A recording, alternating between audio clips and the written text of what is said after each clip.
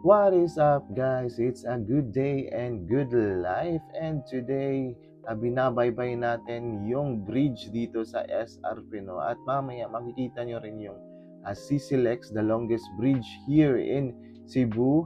And today, we will be joining our friend which is Depon TV para samahan siya na mag-break in ng kanyang all-new Yamaha NMAX TechMax. At pupunta tayo sa north side of Cebu City. Mag-round north tayo with him. And yung meeting place nga namin ngayon is sa Plaza Independencia. So medyo late na ako, no? Nauna na siya doon kasi medyo malayo talaga yung sa amin dito sa city. So nasa south side kasi ako ng Cebu. Siyempre, di natin palalampasin na makapag-review ng kanyang Yamaha NMAX TechMax para naman malaman natin kung worth it ba talagang bumili ng Yamaha NMAX TechMax ngayon. Bago nyo ibenta yung mga motor nyo para bumili, tingnan nyo muna yung vlog na to. At ayan na nga, at nakarating na rin tayo sa Plaza Independencia dito sa Cebu. At yan na po, si Depon TV na nakakarakter as Toothless sa How to Train Your Dragon, and yung OBR niya na si Luna. Grabe, napaka-cute talaga ng characters nila, no? Meron pa silang bag na napaka-cute. At dito ay nag-usap na kami kung saan yung ruta namin papuntang north. At umalis na agad kami, no, para makapag-breakfast na agad. And our first destination would be in Danao City, Jollibee. Doon kami kakain kasi nag-crave din ako ng chicken eh. Tingnan mo naman yung bag niya sa likod, oh, napaka-cute. Parang nakatingin lang sa'yo, nagpapa-cute na, na bag ng How to Train Your Dragon. Yung parang asawa yata yan yung Toothless eh. Solid talaga yung pormahan ng likod ng Yamaha NMAX TechMax, no? Para talaga siyang X-Max, X-Max feels. And if you could see, ang gandang tingnan ng riding position nila. Additional points pa yung bag, no? Napaka-cute lang.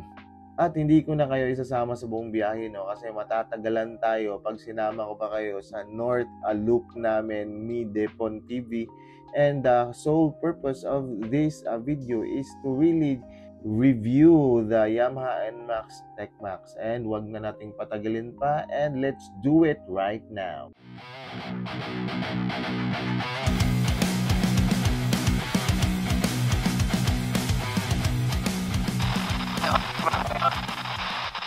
As per Yamaha, the Yamaha NMAX TechMax is more than just a ride. It's your instrument of precision designed to respond to your every command. With advanced features engineered for seamless handling, superior comfort, and cutting-edge technology, it places you at the center of control.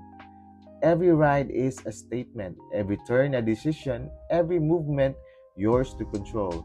Take command with the Yamaha NMAX TechMax. Grabe yung introduction ni Yamaha dito sa motor na to, no? Everything is under your control, parang ganon. Grabe talaga yung pagka-market nito. So, ang tanong, kontrolado mo ba talaga lahat ng tech nitong si Yamaha NMAX TechMax? At worth it bang bumili nito ngayong 2025? Kaya simulan na natin yung specification ng motor na to. First is yung headlight niya. Full LED na to, at meron pa siyang projector lamp dito sa harapan if nakikita nyo yung bilog dyan. At nung nagra-rides na kami, pansin ko talaga yung kalakasan ng projector lamp na to, which is good to add visibility while riding. Next is yung mags niya na may rose gold na kulay with disc brakes harapan.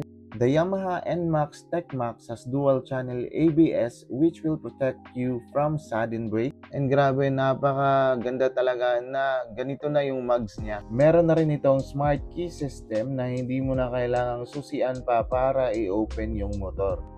Naka-traction control system na rin ito with fully digital meter panel with 2 monitors. May dalawang modes na rin ito, which is the sports mode and touring mode. So ito yung mga switches niya, may horn, signal lights, TFT switch for high beam and low beam at iba pa.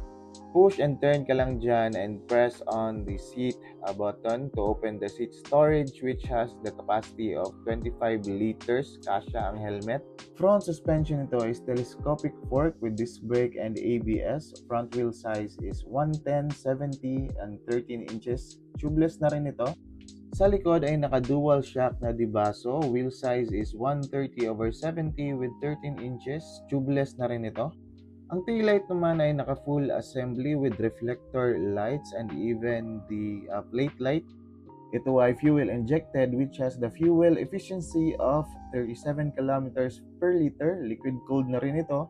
Powered by YE CVT shifter engine na magbibigay sa iyo ng hatak sa pataas na lugar at magbibigay naman ng engine brake pababa. Meron na rin itong stop and start system with footboard extension.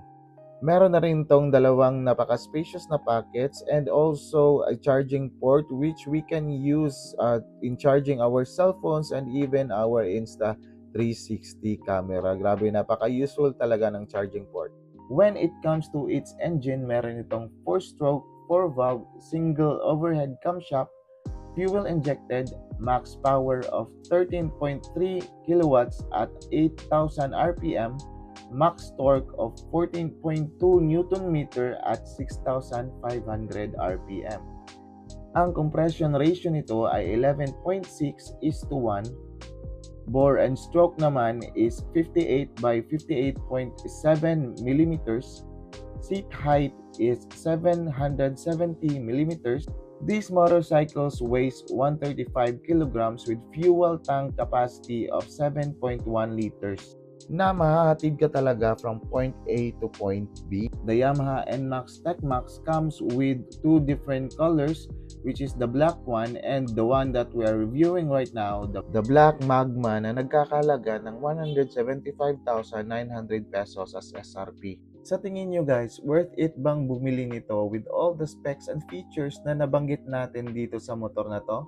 Maganda nga bang upgrade ito ng Yamaha dahil sa kanilang YE CVT system? Or medyo may kamahalan nga ba ang motor na to compared sa competitor? Please comment down below so that we would know as well your opinion about the Yamaha NMAX TechMax 2025. At dyan na magtatapos yung review natin dito sa Yamaha NMAX TechMax 2025. Always remember that you are the head and not the tail, and wherever you go, be a channel of blessing, not a burden to the people around you. You have a great life ahead. God bless and ride safe.